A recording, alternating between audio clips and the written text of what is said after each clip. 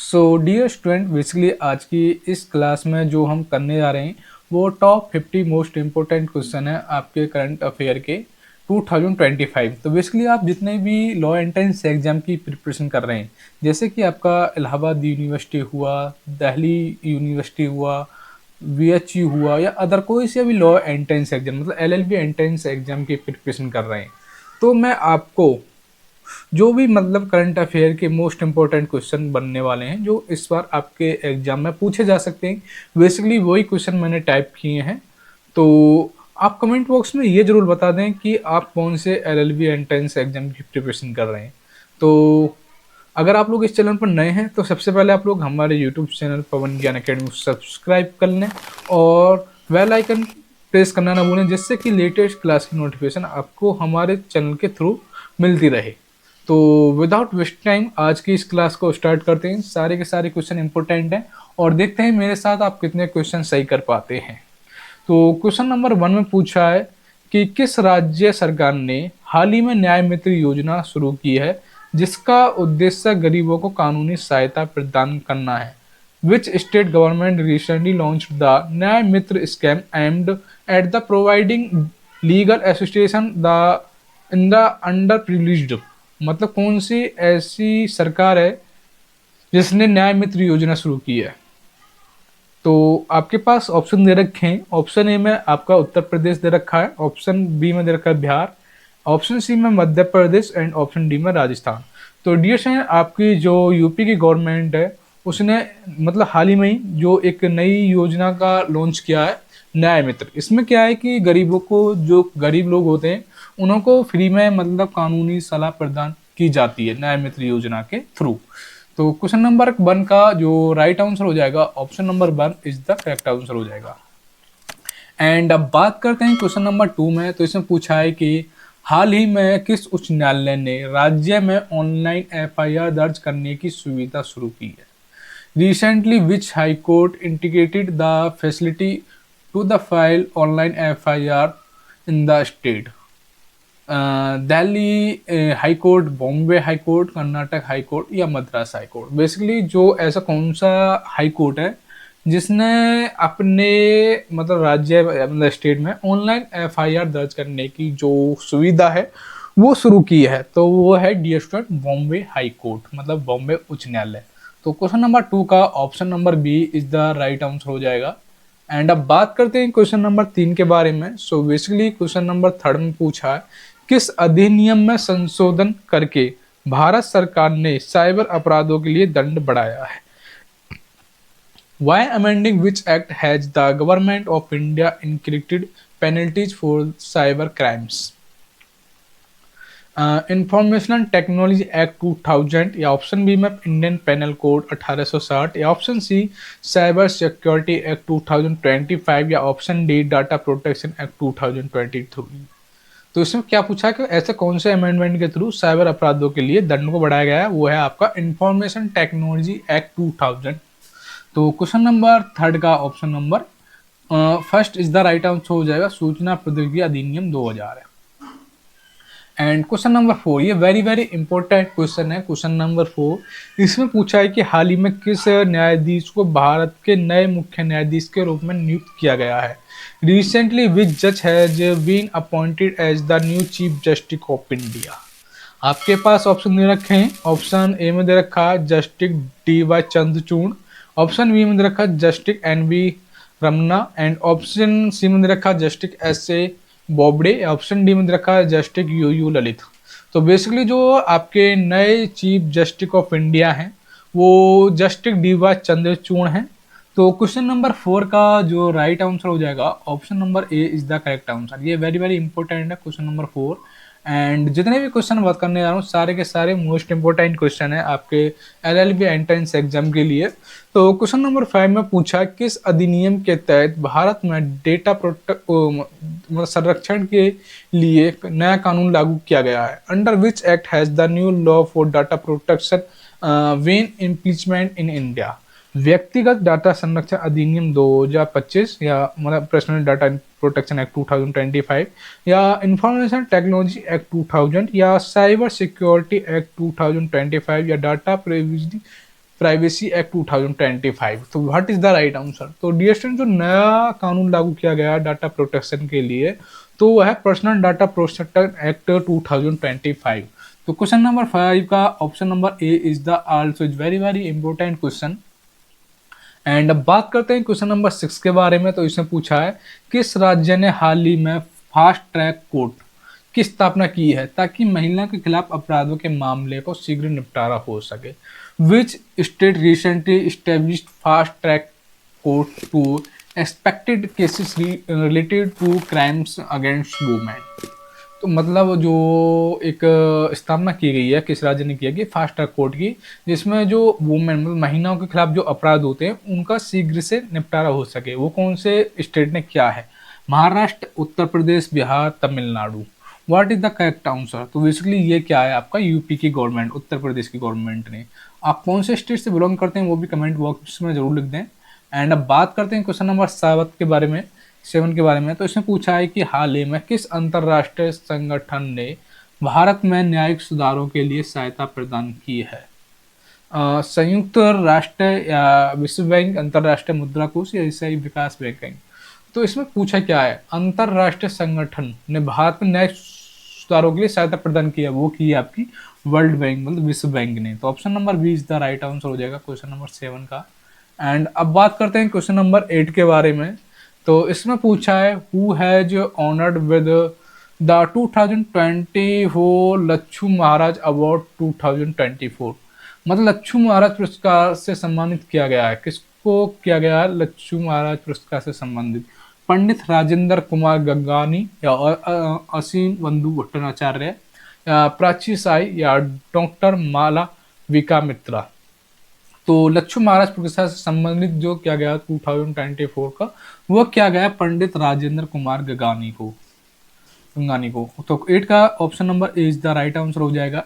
And अब बात करते हैं क्वेश्चन नंबर 9 के बारे में। So basically question number 9 is also is very very important question.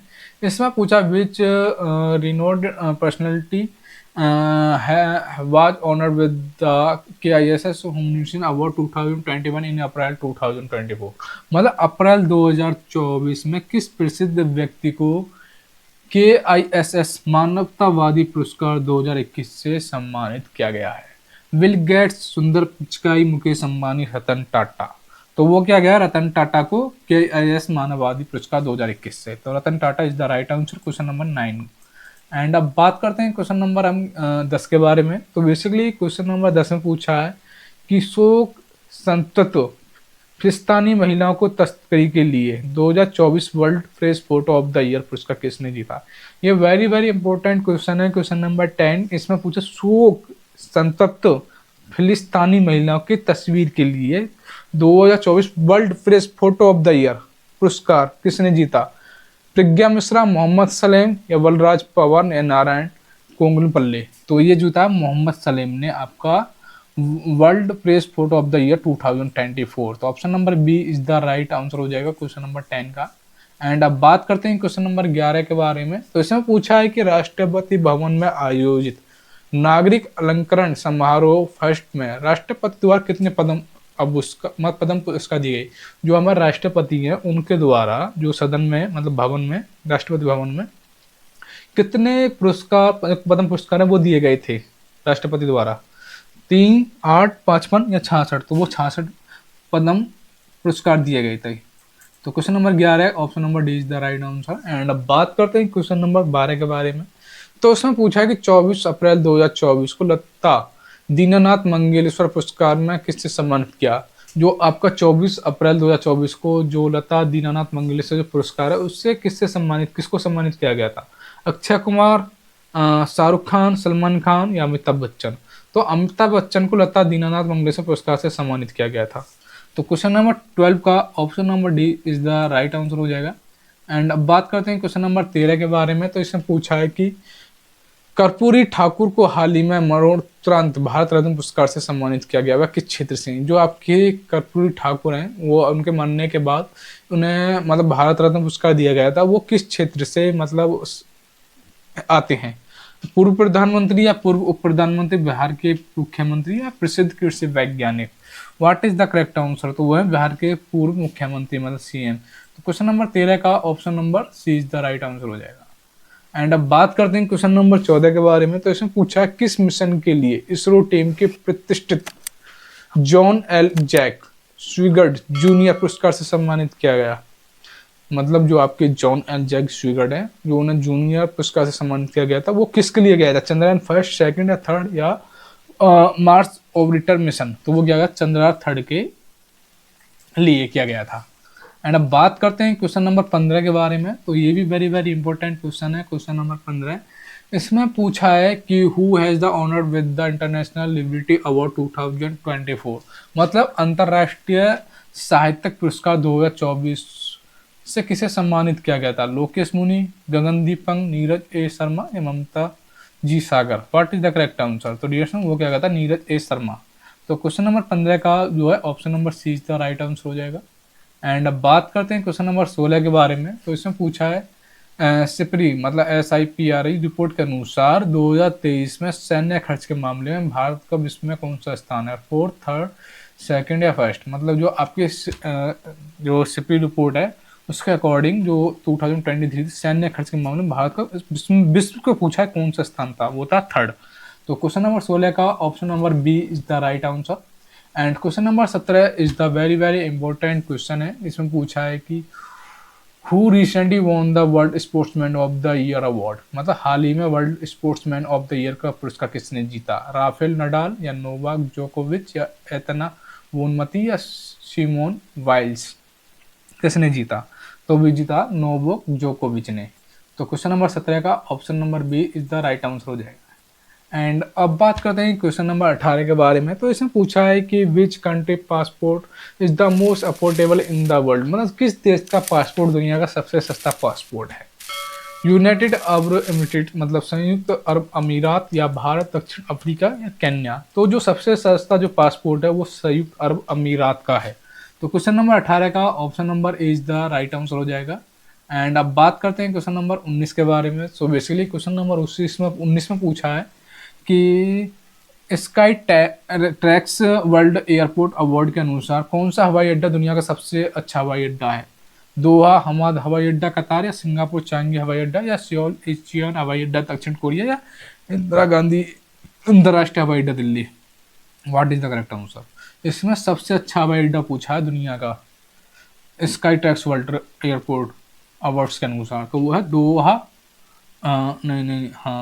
दोहा हमाद हवाई अड्डा कतर का। तो क्वेश्चन नंबर 19 का option number B is the right answer हो जाएगा। एंड अब बात करते हैं क्वेश्चन नंबर 20 के बारे में। तो इसमें पूछा है कि which airport has once again claimed the title of the world biggest airport. मतलब किस हवाई अड्डे को एक बार फिर दुनिया का सबसे व्यस्त हवाई अड्डे का खिताब हासिल किया? तो वो आपके ऑप्शन दे रखे हैं हर्ट्सफील्ड जैक्सन अंतर्राष्ट्रीय हवाई अड्डा, या दुबई अंतर्राष्ट्रीय हवाई अड्डा, या डलास फोर्ट वर्थ अंतर्राष्ट्रीय हवाई अड्डा, या इंदिरा गांधी अंतर्राष्ट्रीय हवाई अड्डा। What is the correct answer? Question number 20। तो इसका जो राइट आंसर है वो हर्ट्सफील्ड जैक्सन अंतर्राष्ट्रीय हवाई अड्डा, जो सबसे व्यस्त दुनिया का हवाई अड्डा माना जाता है, या इस बार भी जो माना गया है। तो क्वेश्चन नंबर 20 का option number A is the right answer हो जाएगा। एंड अब बात करते हैं क्वेश्चन नंबर 21 के बारे में। तो इसमें पूछा है 2024 में साहित्य का नोबेल पुरस्कार किसे मिला? Who won the 2024 Nobel prize in literature? Salman Rushdie, या हांगकांग, या अरुंधति रॉय, या JK रॉलिंग। तो ये हांगकांग को आपका नोबेल पुरस्कार दिया गया है 2024 का। तो क्वेश्चन नंबर 21 का option number B is the right answer हो जाएगा। एंड अब बात करते हैं क्वेश्चन नंबर 22 के बारे में। तो क्वेश्चन नंबर 22 में पूछा है कि रविंद्रनाथ टैगोर को 1913 को किस रचना के लिए नोबेल पुरस्कार मिला? तो वो मिला था आपका गीतांजलि के लिए। तो क्वेश्चन नंबर 20 का option number B is the right answer हो जाएगा। एंड अब बात करते हैं क्वेश्चन नंबर 23 के बारे में। तो इसमें पूछा है who presented the union budget for the financial year 2025-2026 in the parliament on फरवरी 1, 2025। मतलब 1 फरवरी 2024 को संसद में वित्त वर्ष 2024-25 के लिए केंद्रीय बजट प्रस्तुत किया गया। राजनाथ सिंह, अमित शाह, पीयूष गोयल, निर्मला सीतारमण, बेसिकली नीता सीतारमण के द्वारा प्रस्तुत किया गया 2025 2026 का जो बजट है। एंड अब बात करते हैं क्वेश्चन नंबर 24 के बारे में। तो इसमें पूछा कि वित्त मंत्री निर्मला सीतारमण द्वारा प्रस्तुत केंद्रीय बजट 2025-26 का विषय क्या था? समावेशी भारत, अमृतकाल, सबका विकास, आत्मनिर्भर भारत। तो इसका जो बजट का जो विषय था 2025-2026 का, वो है आपका सबका विकास। तो क्वेश्चन नंबर 24 का option number C is the right answer हो जाएगा। एंड अब बात करते हैं क्वेश्चन नंबर 25 के बारे में। ये आज की क्लास का लास्ट क्वेश्चन है। तो इसमें पूछा है कि भारत उज्बेकिस्तान के बीच डस्टलिक सैन्य अभ्यास का कौन सा संस्करण आयोजित किया गया? 4th, 5th, 6th, 7th। तो वो 5th जो आयोजन है वो संस्करण किया गया है भारत उज्बेकिस्तान के बीच। डस्टलिक सैन्य अभ्यास कौन सा है? 5th। आई होप ये वीडियो वेरी वेरी इंपॉर्टेंट है आपके LLB एंट्रेंस एग्जाम के लिए, करंट अफेयर। अगर आप चाहते हैं कि मैं 25 को कर दिए और भी मैं 25 जो मोस्ट इंपॉर्टेंट क्वेश्चन है करंट अफेयर का वो नेक्स्ट पार्ट में कराऊँ, वो आप कमेंट बॉक्स में ज़रूर लिख दें। और ये भी लिखें कि आप कौन से LLB एंट्रेंस एग्जाम की प्रिपरेशन कर रहे हैं। एंड LLB से रिलेटेड मैं और भी मतलब क्लास लेके आऊँ ना लेके आऊँ, वो कमेंट बॉक्स में ज़रूर लिख दें। अगर कोई भी student Allahabad university LLB entrance exam preparation कर रहा है तो वो कमेंट में लिखें, क्योंकि मैं उनसे रिलेटेड मैं अलग से एक प्रॉपर बैच लाने वाला हूँ। एंड जिन भी स्टूडेंट ने हमारे चैनल को अभी तक सब्सक्राइब नहीं किया, सब्सक्राइब कर लें। और नेक्स्ट वीडियो में किस टॉपिक पर लगाऊँ वो भी कमेंट बॉक्स में लिख दें। मिलते हैं आपको नेक्स्ट क्लास में। Thanks for watching this.